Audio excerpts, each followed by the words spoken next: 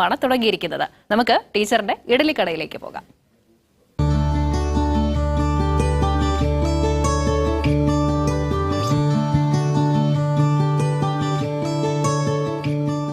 ഇതാണ് fresh moon ഇഡലിക്കട.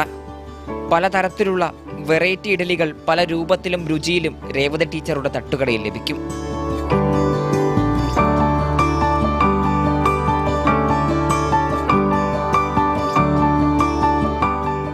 തട്ടിഡലി, പൊടിയിഡലി, chicken idli, soya idli, അങ്ങനെ മൊത്തത്തിൽ ഒരു ഇഡലി മയമാണിവിടെ.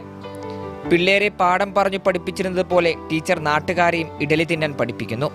നല്ല വെറൈറ്റി ഫുഡ്, നല്ല ഫുഡ്, ടേസ്റ്റി ആയിട്ട് എല്ലാം ഇഷ്ടപ്പെട്ടു. എല്ലാത്തിനും ഒരേ ഒരു ടേസ്റ്റാണ്.